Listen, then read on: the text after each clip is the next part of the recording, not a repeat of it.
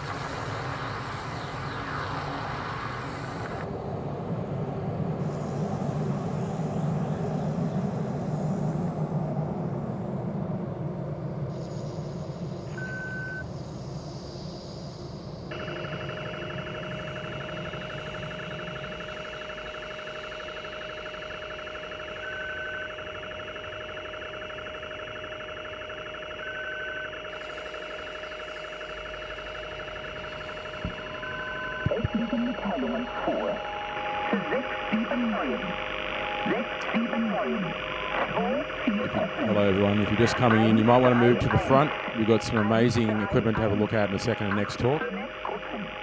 So I'd like to introduce Mike and Cheryl from Sidearm. Today, Mike and Cheryl have an amazing array of old espionage equipment.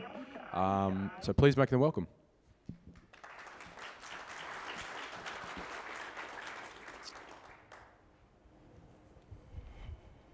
Hi, everyone.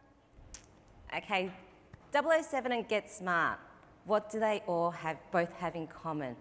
Spyware. They brought to life the possible spyware that many of us could only dream of using. And it gave us a fantasy insight into what the world of espionage was like. But espionage is real, and spy gear is needed for them to do their jobs. Many don't realise that espionage has been around for decades, even centuries, and we now head into what's called cyber espionage. So the tools may have changed, but has the fundamental practice of espionage really changed that much? So the motivation being played to be a spy, what is it? They're wanting information. The secret intelligence, the PII, the innovative development that organisations might be doing. It's still the crown jewels to this day of any government or business. And of course, humans still play a major part. But how do they capture this information? So the equipment we're going to be showing you today will give you a little insight into the world of espionage and how creative they had to be. So by understanding the tools and the methods used, it can allow us to be able to better defend and protect our assets.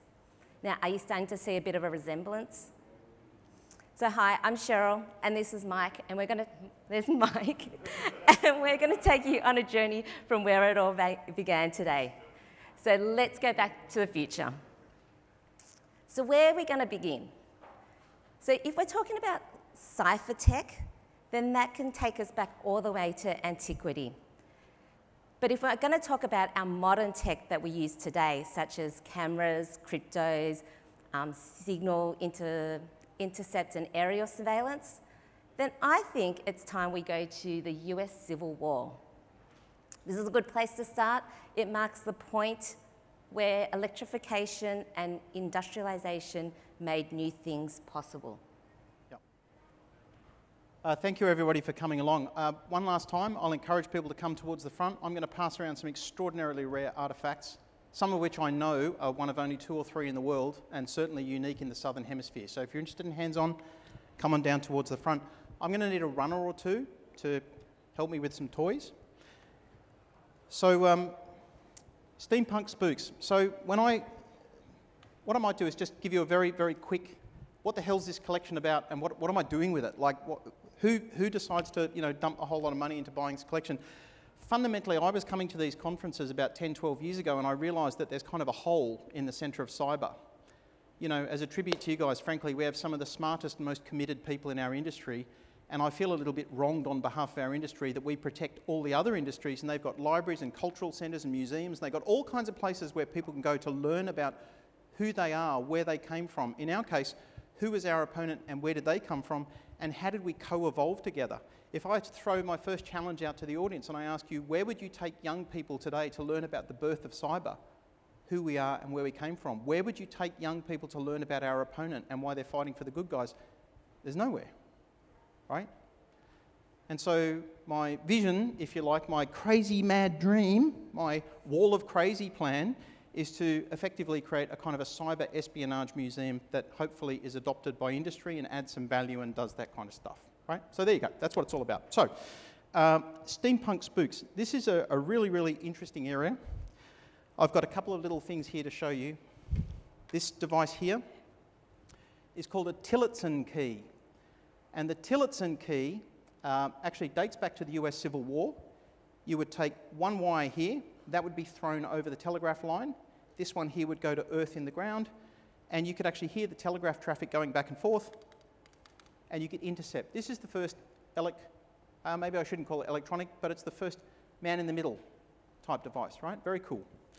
Next to it we have the stern camera, the first spy camera, 1890, would be worn around your neck, and via pulling on this little chain here, it would take an exposure. And then we've got a little camera here, a ticker, which is actually hidden inside a fob.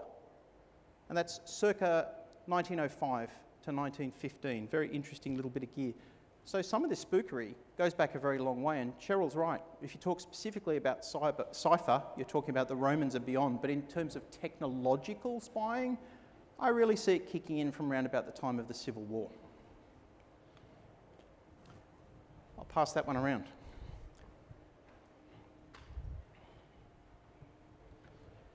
Cool.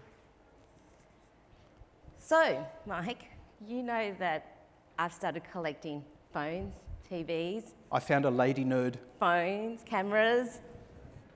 I find there's something really nostalgic about collecting all these things and just seeing how they've evolved from how they first started to what they are today. And so it's going to be really interesting to start going through the different technologies that were used during the espionage times. And one of the older types of equipment, and a critical one to this day, is the camera's images.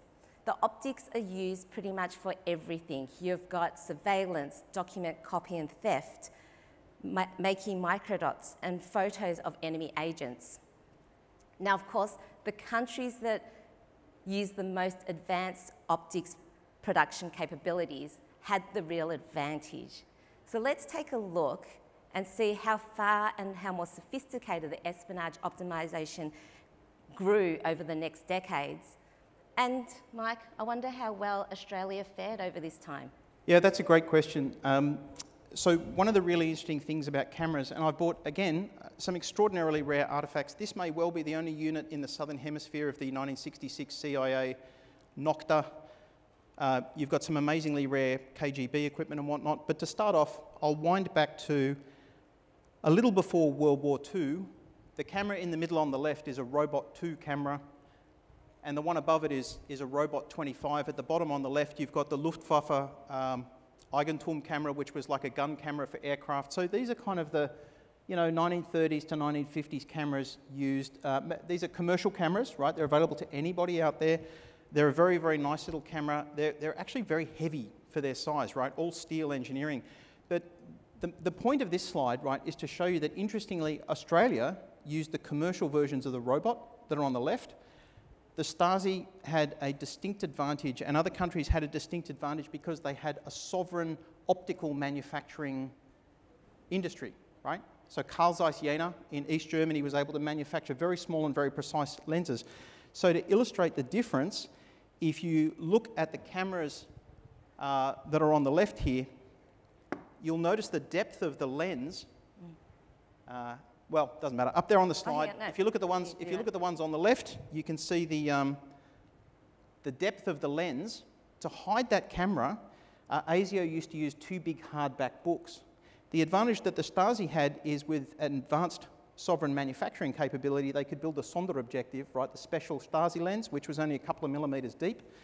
And so the power of that is that I can hide that camera in a much, much smaller form factor. For instance, something as skinny as this purse. Now I'm going to pass that around, if you can pass that over. And you'll see over time these cameras evolved from being completely analog devices to eventually having electronic exposure and then electronic shutter control. And then we ended up with far more sophisticated models like this one here. And you can see these are very, very skinny, small devices compared to the ones that Australia is using. This is a very rare camera. There are about 700 units made. I'll pass that one around as well. There we go. There are many, many other types of cameras from the Cold War period. Some are kind of, what's the word, sort of gimmicky, you know what I mean? Like after World War II, we all got very, very fascinated with espionage and whatnot. And there are many things built like this. This is an Echo camera built into a cigarette lighter. This is vintage, probably 1952. It was used by US Naval Intelligence. In the top there you have the viewfinder, and then this is actually your shutter release for the camera here. There are many other sorts of inventive types as well, and we'll spend a little bit more time looking at some of those in a minute. Back to the slides. Yep. Cool. So interesting to see how Australia and our opponent used the same camera, but our opponent could potentially innovate on top of the commercial offering. So we're going to start moving now to the 1960s. So the 1960s is when the cameras started to become more commercialized. There was the Minolta 16, which was small, compact, and fairly cheap. So pretty much most people were able to purchase one of these. Around this time as well, especially in Europe, a lot of people were smoking, and it was probably unpopular not to smoke during that time. And so what did the KGB decide to do? They decided to combine both of these items together to create the first hit, one of the first hidden cameras during that time. So they put one of these Minolta cameras inside a cigarette packet. And I don't think I've got that one rigged up with the camera. So I've got an example of this lady. You can come up later, by the way, and have a look. But essentially, this is our cigarette packet camera, and where it started was the Minolta 16. It was a really, really cheap and cheerful, you know, point-click kind of camera. But this little positive action was observed by the Russians. They thought, you know, we could knock out cheap copies of that pretty easily. If you slide the top off, you can see that the mechanism works with a little very thin metal plate. And some bright spark said, you know what, that's very similar to lifting a cigarette out of a packet. And they built this, right? They're quite rare. The last one of these that sold in the US, I'm not going to tell you what it went for. It went for the most staggering amount of money. I didn't pay that. So very, very interesting within each of the pillars of espionage equipment, right? And that's the point of this talk. Within cameras, things gradually went from analog, right? Gradually becoming more electronic and then eventually digital. Same for recorders, radios, or whatever, right? So you gradually see that movement. On to other concealments. Yes, so I think this is pretty cool that this started, and this probably started the first, it started having cameras concealed in all sorts of things. So we've got concealments in bags, we've got belts, we've got it in, I don't know, bird cages. You name an item, it's pretty much concealed in any of these things. So I think this is pretty cool and mind-boggling, and the KGB thought so too, and there's some really cool stuff that we're going to show right now. So I like to, where I can, collect items that come from female agents, right? They have a distinct advantage in being able to slip under the radar in some environments. This is a great example. This is a genuine KGB ladies' purse concealment for an Ajax camera. You can see a bit of the mechanism internally. They've added a board to the bottom so they can fix the frame. And then on the bottom of the chassis, so to speak, is a hidden button. And I'm going to turn that there so that you'll see that when I press the button on the bottom, it actually opens a tiny window in the side of the bag. And then it snaps shut. And simultaneously, it fires the shutter on the camera. So how does that work? I have a rare treat for you. I'm going to pass a mechanism around the room so you can actually see the internals that I've removed from another bag. If you press the button on the bottom, you'll see how it snaps open and closed.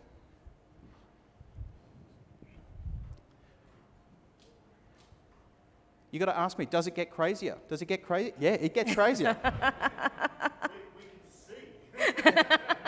It gets way freaking crazier. Let me tell you, every time I think I've found the most insane KGB concealment, I found another one. I found one that I've been hunting for recently for quite a while, which is a hollowed out belt buckle, the same time a camera goes behind that. Here's a really, what's the next kookiest one? Maybe this one. So this one, believe it or not, is a button. The mechanism would strap around your body, much as I'm wearing a wire at the moment. Only the button protrudes through a buttonhole on the coat. And when I press the little mechanism inside my pocket, can you see the button opening? Astonishing, right? Really very interesting 1950s tech. Again, back to lady agents. This is one of my prized possessions. It's an imbir. And imbir in Russian, of course, is ginger. Which reminds me of Gilligan's Island, wasn't it? There was a character called Ginger. Anyway, so ginger is a modified, like a gun camera, and most of them came in a great big chassis that was kind of ugly with steel plating, you know, like stamped steel plating on the outside. This imbir has been cut down specifically to fit a smaller bag. I'm only aware of one other unit in the West, in a private collection in the UK, so it's a terribly rare device. Again, it was fitted on a frame inside this bag, would go under the shoulder, and the lady agent would trigger it with an external paddle, and then that would fire this camera. So Mike, yesterday I was listening to Kylie Watson, and she was actually saying that currently about 30% of women are actually cyber criminals at the moment. So back in the days, you'd equal opportunity, right? Probably back in the days it was assumed that women probably weren't into espionage, so this was probably the best concealment for them and were unknown. Yeah, the Russians did use female agents, but they have on several occasions been completely blindsided themselves because they weren't looking in the obvious places. This is the wildest concealment that I've found so far. I've removed the front, but this is a 35mm camera, hangs around your neck. People would think that there's nothing to see because the camera is just hanging around your neck, and since the lens is covered and it's pointing forward, if I'm off to the side, there's nothing to see here, right? Wrong. In this camera, hidden inside is a smaller camera that faces sideways. Again, when I press the button on the bottom, I'm going to hold this close, don't move the camera. When I hold the button, if you have a look at this little slot here on the side, can you see that little drawbridge opening? It's actually opening the window, and pressing the button pulls on this little ratchet, and it opens just like a portcullis and then fires the shutter simultaneously. Mind-blowing. So part of this collection is my tribute to the bright minds in our industry and the people who won World War II, the mathematicians, the linguists, the engineers, the technicians. Their work is amazing, and whether they work for the good guys or the bad guys or whoever we see them, hats off. Amazing work. I'm going to pass around one more camera. This is an Occo. It's a Czech concealed camera, and this one speaks to the power of the nation state. There were a very small number of these made. When you look at it, it is machined from a single block of aluminium. The manufacturing quality is absolutely extraordinary for a device made in very, very low quantity. So when you think today about your nation state opponent and how they have a practically unlimited budget, that's been true for quite a while. You'll be amazed when I pass this thing around. Please treat them gently. Don't be, finger poking and lights blinking and stuff like that. Just treat them as precious artifacts and pass them back.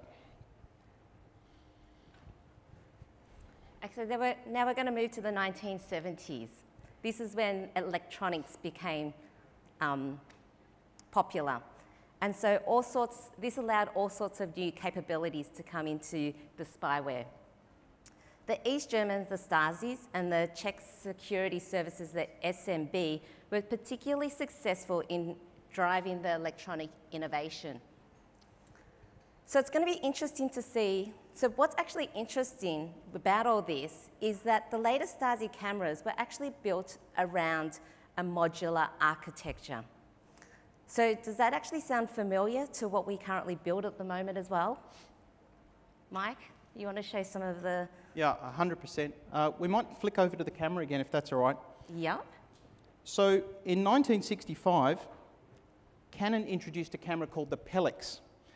And the Pelix was radical because instead of old school cameras where when you press the shutter release, a mirror would literally flick out of the way to allow an image to be taken. Instead, the Pelix mirror was half silvered, right? So part of the image went up into the viewfinder and part went straight through to the film. Because it didn't have the moving mirror, it was quiet. Now, who can you think of who might love really quiet cameras, hey? So the Stasi looked at the Pelix and reverse engineered it and turned it into this beast. This camera body that we see here is the GSK. So I've got a whole bunch of GSKs. There were 2,000 of these bodies made, and the 3 that I have configured, this one is configured for bulk film loading with a shallower lens. I'd pass the shallower lenses around, but they give off about 60 times background radiation, right? They use thorium glass. So yeah, I may not pass too many of them around. This one here is a compromat camera. And this is the type of device that was used.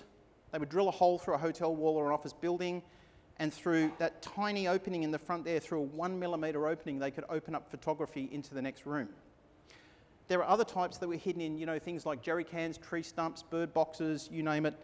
But the important thing about this camera is not just the film body itself and its radical take on how to build a platform, it's all the other stuff that went around it.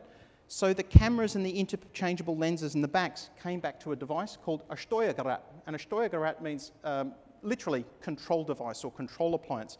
Here's a couple of different types of Steuergerät. There's this one here. This one came with a kit of stuff that I've got, including this beast. And this is a thermal imaging trigger. So here's your 3-tier architecture. Thermal imaging trigger sees something in the field of view, tells the Steuergerät, I see something, go tell the camera to take a photo. The next tier down, the Steuergerät appliances of either type then trigger the camera. And so there are different types of Steuergerät depending upon what types of triggers were being used. I recently, if we can flick back to the slides, recently was actually given by someone in East Germany this amazing pile of stuff in the top left. There's a bunch of people in Europe who've worked out what I'm doing down here, and they said, wow, there's actually a nutcase building a Berlin Wall museum and a Stasi museum, let's give him some stuff. I know. The Club of Kooks. So another member of the Club of Kooks donated the device to me, which is up the top left. It's called, it's got the very romantic name Gerät G2, device G2. And G2 worked based on detecting movement and again would fire the camera, right? So triggers, control boxes, cameras, and then modular cameras. Cool, right? Platform thinking in espionage. All transistorized. So we're getting close to the end of the optical section of this area. And we're going to the copying of documents and IP theft. Now, these range from really small devices to really big ones, such as your portable copy stations that's hidden in a briefcase. Now, I don't know about you, but I've seen these in movies, and I just thought they made them up in movies. So to be able to actually see one in life and to see how it works, I find it pretty damn interesting, Mike. So can we take a look, please? Because I'm fascinated. This is where you really have to go hunting for things, right? So every now and again on eBay, one of these things will turn up for sale. This is a Soviet-made rollover camera. And you'll notice that there's a set of wheels on the bottom, little rubber rollers, and behind it I'm trying to hold an angle at such a way that you can see that there's a little slot in the back. The way that a rollover camera works is it's actually powered by batteries. I turn it up like so, push it down on the document that I want to copy, push it down and roll it. As I push it down, it engages a light source. The light source bounces off the papers. It bounces back up into that slot where there's a lens waiting, and that lens reflects it onto a huge roll of film inside. This is the predecessor of the 1990s hand scanner. Does anyone remember hand scanners? Right? Remember that shit? You know, they were pretty crap devices, right? But, you know, this one down here, the thing that looks like a little portable photocopier, you can see I've got a little lid that opens and closes. This is a purpose-built device for copying microfiche. Why would I want to copy microfiche? Because that was the default platform for storing things like, you know, engineering drawings for aircraft and stuff like that. So the mode of operation was that an exchange student to the US, for instance, would be issued 2 big hardback books. One would literally just be a book, and you would go to the library and you would make a big show of, leafing through the book, and eventually the FBI would get bored and go away. And then you'd pull out the book which had the microfiche copier in it, and you'd start copying all the microfiche. In front of that, I also have a selection of really tiny cameras. So these other things, I don't really think of them as spy cameras. They're really surveillance cameras, right? But these ones here really were built for potentially surveillance, but also for IP theft. But before I get to those, this big thing here that looks like a briefcase is in fact the outer shell and concealment for an entire document copy station. It's almost like carrying a photocopy around. Has anyone seen the movie Tinker Tailor Soldier Spy? About 10 years old. Fantastic. What do we think? Pretty cool, right? Let me tell you, it's very accurate. It's a really well-made film. But what this box does, and the reason I mention the film is, towards the end of that film, there's a scene where the agent goes to the safe house to meet the mole, and in the background you get a couple of glimpses of a camera being used. It's not this exact model, but it's the same copy. So what we have here is basically a high-speed document station. Built into the top is an enormous magazine full of film. At the bottom, that little round thing you see there is a foot trigger. It goes on the floor, and what that does is it frees up my hand to pass the documents back and forth across the document camera, and every time I hit my foot on that trigger, it's taking another frame, right? So this is built for bulk copy of larger documents.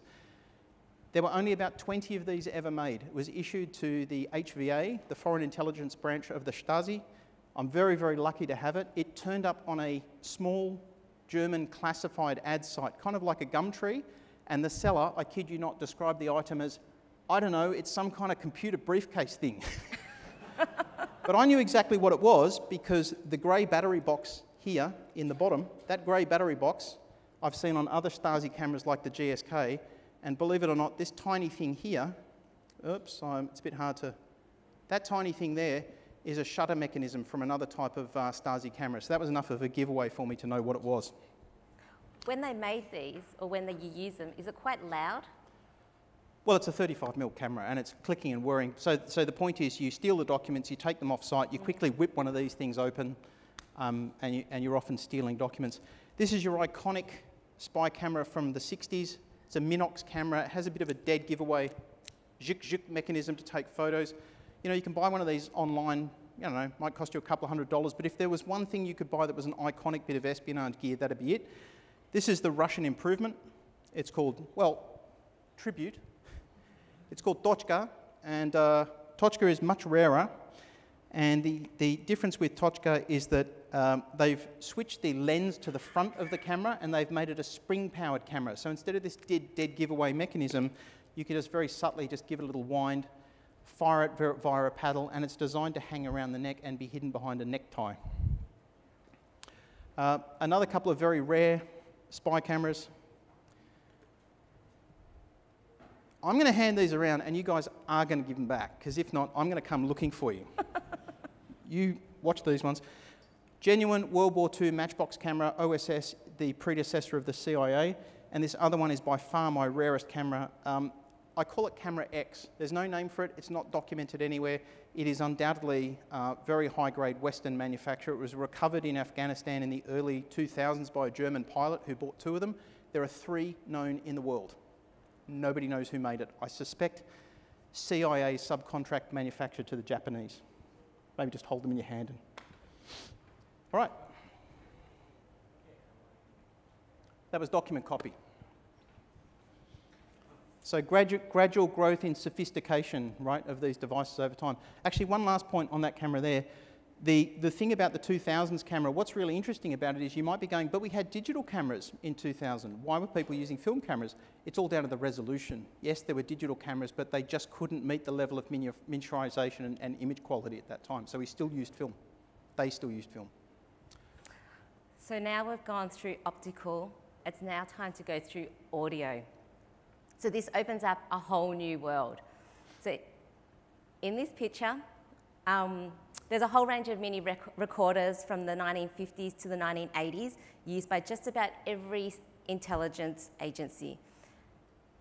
And it also includes some vintage microphones as well. So over this time, shrinking shrinking with each generation, and some of these examples are very interesting in their ways in concealing. So you can see or note that the watch mic in the top left, no, top right, and then in the bottom center is a mic as well, a pen mic. So what I'm passing around is a 1950s mini phone. They were used by ASIO. The recorder hangs below your shoulder in a shoulder holster, and the wire runs down your wrist to a microphone disguised as a watch. Okay, so we're going to go have a look at some more closely, I think, Mike? Or do you want to jump to the next one? Just to kind of keep time down. So this slide makes a very interesting illustration. So in the top left corner, you can see quite a big chunky microphone. It was an RCA microphone. They were buried in the walls at a stately home in England called Trentham Park, which is where German officers were taken for debriefing, and then eventually they were given a very nice kind of cushy environment to encourage them to talk. Next to that, we have the original mini-phone from 1950 and some other kind of 50s and 60s recorders. And then eventually we end up around about 1974, actually probably about 1970, we have this device. This is a Nagra, and I'm very happy to be able to keep this one in Australia. A lot of them get sold overseas. There were only so many. The Nagra was, the story goes, designed with input from the CIA. They were definitely used by Israel. They were used by many other agencies as well. And so it's fascinating to compare the size of that mini-phone with this tiny device here, and you can see the leap into fully transistorized technology from mini valves. And then after that, of course, the leap into digital. One of the most sophisticated recorders comes with a wonderful provenance story. This one here was recovered from one of the, I forget which one it was. Each Stasi region had its own office. And 2 of these were recovered by a fellow who worked for West German intelligence, or the West German kind of telco intelligence, telco authority. And they were sent into East Germany to go and recover all of the technology so that they could, you know, get samples, reverse engineer, learn, etc. He not only grabbed 2 of these, which he kind of kept for himself, but he passed me a story about how the kookiest device that they found that day was a van with a ladder on it that was disguised to look like a tradesperson van, but in fact the ladders on the roof were a big bugger-off radio antenna. Interesting. Also Stasi from around about that time is this. Again, evidence of 3-tier kind of architecture. This is called SECO. It's the 4th generation of Stasi mass surveillance recorders before things went digital. These were installed literally by the hundreds in telephone exchanges. The leap to transistorization and digital is, or really central command here, is this big ribbon cable at the back. So these were built into what were almost like a blade server enclosure, right? You had 5 of these hot and 1 spare. Those enclosures then collapsed into a rack control unit, and then that control unit in turn could be remotely triggered.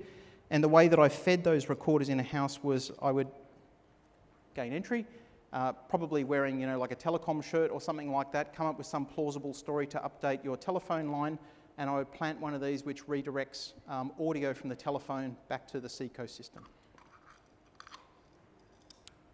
All right. Okay, so we're going to head over to surveillance receivers and countermeasures. So it's interesting to think about how the 2 sides battle it out in radio spectrum. So as a listener, to pick up audio from your bugs, you would use a surveillance receiver like the ones on the top left. Oh. Yeah. And as a defender, to detect if you had been bugged, you could use a TSCM, a technical surveillance countermeasure device like the one on the right. Now these are very sophisticated compared to what we would do back in the days with a string and cup to use to listen through the walls. Yeah, so just because they're larger bits of gear, I elected not to put them on the table, but on the far right here, in the briefcase is, well, they're quite rare now, I guess. This is a 1964 Mason Electronics, well, let's call it a bug detector, right? TSCM kit. And, you know, it's a fairly chunky and fairly heavy piece of kit, but if you come over and have a look later, what I want you to look at is the kind of modular construction, right? So for each frequency band, there's a different set of pickups. And then by the early 90s, we'd moved to this. This is an example of a mini scepter. So all solid state construction, effectively does the exact same thing as this big bag, but controlled via a DOS program. And I'm sorry, but I don't know that I'm brave enough to run up a DOS application here today. But you know, that will basically scan different frequency bands. It can then make an exception and say, all right, I've handled that area and I can now rope that off. It can flag, you know, make note of where it finds interesting signals, and it can scan a whole band, and then when it goes there's nothing of interest there, it basically blocks that off for subsequent scans to make things more efficient. So nowadays in cyber we talk about C2, or covert command and control, a way that malware can covertly talk back to its controller. But how was covert communication achieved back in the day? One method, of course, is encrypted or burst message over radio. We've got some really nice spy radios and burst encoders here, but what's really interesting, now if you remember earlier we were talking about the start of the modular design, you can really start to see the modular design and progress to digital clearly unfolding here. Yeah, I'm not going to flick over to a camera this time, just to kind of cut to the chase. I've only bought one actual spy radio today. This is regarded by us tragics like me as the most beautiful of all of the GRU radios. It's a vintage 1960s Proton radio, and if you come up to have a look later, the first thing that will strike you is it's labelled in English. The reason is for plausible deniability. So when you think about threat actors today and how they work and how they kind of tunnel traffic and what's the word, obfuscate things, this was a clever kind of way to obfuscate what they were doing. What we see here is modular architecture again. I've got my receiver, I've got my transmitter, and here I've got my burst unit, and here I've got my separate little burst recorder. So what would I do? I would take my secret message, I use a one-time pad to reduce that to a bunch of 0 to 9s. I queue that up, I get my message ready, I remove the magnetic tape, it records onto magnetic tape, that gets strapped onto the front of here, I press a button, and it transmits my message far faster than what a human intercept operator would be able to record and make note of, right? That's the idea of burst transmission. Burst encoders started with punch 35mm film, then they went to this generation in the 60s, which uses mag tape. Then eventually, by the late 1980s and early 90s, they'd moved to electronic burst encoders. And then finally, an interesting twist, by around about 1987, the Stasi were using the Sharp PC1600 as a burst controller, right? So you might be able to hunt one of these down on eBay. To me, it's an interesting little use of commercial technology for a really, really spooky part of espionage work. Finally, on radio, commercial shortwaves were used by a lot of agents to, so if you think about, this is for me to transmit my messages back out again, but in terms of receiving, the beautiful thing about transmitting code groups and things over shortwave radio is, you know, who knows who's listening to it? Nobody knows. But a spy ring was rolled up in the US around about 14 years ago, and every house they went into where they suspected there were Soviet agents, they found this exact model of radio. It's an iconic piece of espionage gear. The AusCERT2023. This one, sadly, not working, but you can buy one on eBay for a couple of $100. It's a very, very nice radio. So probably the most mysterious and enigmatic, I can't even say the word. Drink. That's for later. An enigmatic of all spy tech is cryptography. A lot of people have heard of Enigma, and maybe even seen the film The Imitation Game, but many people have not seen vintage cipher machine up close. So we've got some pretty cool stuff up here. We've got it from manual to mechanical to electromechanical and then digital cipher capability machines. So we'll be able to see how this had evolved over time. Yeah, interestingly, Cheryl has some old telephones, and I got to tell you, I started collecting telephones many, many years ago, and I joke, but it's true. Don't do that. It's a gateway drug. I'm scared. And it leads you down the one-way path to utter financial destruction, which is collecting cipher equipment. So I bought a couple of gadgets. I have two fully working Swiss Enigmas here. There's one down the front on the table. You're welcome to have a little touch.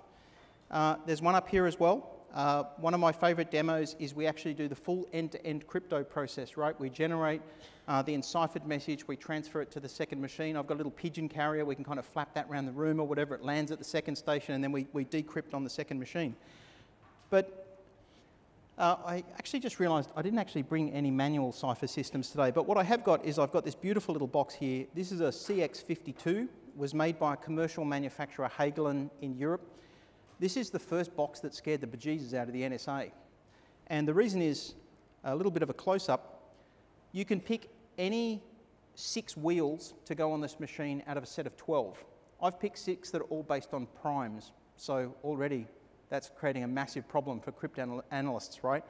So you know the values are like 23, 37, 41, 47, etc. Once I've picked my wheels, they can go on in any arbitrary order, and then via a combination of setting these little lugs at the back and pushing in the little pins that are on the wheel controls the step over of the rotors. The number of potential starting positions is astronomical. So I do a fuller talk on the history of crypto. I've been invited to Brizzy for the July ASA meeting, and I'll bring the whole shebang, right? We'll have multiple enigmas, we'll have Soviet equipment, Swiss, German, all sorts of stuff there. You're welcome to come and have a look at that. One of the rarest of all things, and it took me 14 years to find a set of these, is this. I know it looks ugly, I know it looks weird. It came out of a telephone exchange store, and it's called a rotary uniselector. And rotary uniselectors are used in telephone exchanges back in the old days to mechanically make switch connections of various values that you can punch in, right? Now, typically that's telephone numbers. But if you're up against an enemy who has built highly sophisticated crypto, you need to create the ability to punch out many, many different values and test them, right, to find starting positions. So if you've seen, who's seen the movie The Imitation Game? Everyone seen it? Lots of people? Fantastic. The machine, Christopher, is one of several types of machines that were built at Bletchley Park, and this rotor is one of 4 that I got, so it's an alphabet-wide set, right? So you have 8 poles, 26 positions, so therefore to represent the entire alphabet, you know, 4 times 8, right, 32, so this is an alphabet-wide set of these things, one of 4 of those. It took me 14 years to find a set of these original rotors from a Tunny machine. It's a spectacular, I mean, okay, it's just some clumsy bit of electronic junk, right? I get that. But being a collecting tragic, I think it's important. Can we pass that around? Definitely. So of all the things that you see at Bletchley that are super rare, yes, there's the machines themselves, but an understanding of the cryptanalytic process and the engineering to build the bombs is just mind-blowing. Yep. Like, the sheer effort that it took to be able to do that is incredible. There's a whole section of the collection which is growing out fairly quickly, which is on very early computers, so kind of relay-based equipment. So back in the 1940s, this was 1 bit of information. That's from an IBM 604, was an individual valve module. By the early 50s, they'd moved on to this. This is 1 byte from the early 1950s. And we have here an interesting little module that came from the estate of an NSA hardware developer, which actually shows the handoff from Baudo to signalling equipment, which I think is kind of a fun object. So all of these things, to me, speak to, you know, the birth of cyber, right? The earliest computers would have arrived at some point, but we desperately had to accelerate their development in World War II because we were in an existential fight, and what that meant was a massive injection of effort to create the first computers. Interestingly, the very first computers were actually torn apart to the last nut and bolt, like those components were stripped apart so no one could understand the design. The idea was to hide the machine and its intent from the Soviets. Okay, so where do we go from here? So we've looked at the evolution of tech, and just before we look at computers, which I was going to talk about, a really interesting story, I've realised we've run out of time, so we're going to just quickly zoom through and talk about the latest, the N bit. So that's pretty much the early 1970s, and what happened in the 1970s? Well, consumer affordability of computers. So most people were able to buy computers these days, and the world changed in a really big way. So suddenly we had a universe and reprogramming computers that was relatively affordable. So let's have a quick look of what happened in those 30 years between the 1970s and the 2010-ish, and then we'll probably have to wrap it up, Mike. Yep. So, you know, when I do these talks, it's always like, how much crap can you actually fit in the Forester and drive, right? Literally, I do not have all the space to bring everything, but what I have brought here, whoops, I seem to have lost video. Let's hope that that just comes back online easily. No, okay, whatever. This is a small tribute manufactured device called a Kenback 1. So Ken Blakenbacker in 1971 released the first PC. Only about 40 units were sold, 40.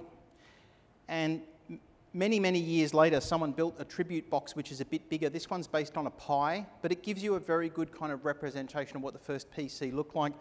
Very similar to an Altair type device. You know, you can punch in directly into memory registers and whatnot. There's one on sale on eBay at the moment for 150 US bucks if someone wants to grab one. The bigger units all sold out like lightning to other museums. I wasn't quick enough, but I do have some other very nice devices from the birth of cyber. Does anyone remember this particular computer? Anyone remember the Tandy 100? Yeah, man. This is the shit. This was the one to have, right? This is a beautiful little portable device. Ran off AA batteries. There were things like word processors and whatnot, but there was terminal software. This is an original Tandy 100 with the acoustic coupler. So for those who are younger members of the audience, we would use these to send digital over the telephone system. And as one example from the, you know, I'm doing my best to kind of do better than other spy museums. One thing I've noticed about other spy museums overseas, they were started by people who aren't cyber people, right? Don't get me wrong, they're really, really good people and they know everything about espionage and stuff. But you go all the way through the collections and then you get to cyber and you end up with like a data wall, you know, just matrix stuff coming down, and it doesn't really show you the kit that was used by the bad guys. But this is a Toshiba R500 with the alpha antenna exactly as used by Anna Chapman, the famous spy that was rolled up in New York. Anna's methodology was she had this in a Chanel bag of all things. And I spent a lot of time looking at photos of her and her bag, and I worked out she's actually wearing a fake Chanel bag. I've tried to source the fake Chanel bag, but I couldn't find it, so I might have to get a cheapy original in not so great condition. But basically, she would have this thing in her bag, and it was sitting there waiting to listen and synchronize the contents of a desktop folder to another Wi-Fi signal, to another station. The Russian handlers would drive past in a car with a high-gain antenna. The two things would see each other and synchronize the contents of the folder. So this is a fully digital dead drop, right? So instead of taking a pile of cash or microfilm or whatever and burying it in plastic under a bridge and someone turning up later and collecting it, here she'd built an electronic dead drop. So there's a little Centrino device, came issued with Vista. She should have known she was rooted the minute she was issued a Vista laptop. One other thing for the connoisseurs, what do I think are the most precious artifacts? I actually think my most precious artifacts are the books. I have books on crypto going back to 1571. I'm a little bit leery of taking them out. This is one of the most foundational items in the collection. It's not just a genuine Captain Crunch whistle. It is the entire collection of first edition limited prints from Bell Labs showing the inner workings of the phone system, and the 1960 edition of the book with which they released all of the technical documentation on how the phone system worked. Game over. Because you dirty, filthy hackers out there, your grandfathers, of course, got that documentation and realised how they could generate a 2600 hertz tone to unlock the single frequency switch, put it in listening mode, and then provide free trunk calls across the US. So, analog hackers. And that about brings us to the end. I know it's a really quick journey, but I hope you've enjoyed it, and I hope you like what you've seen. Cheers.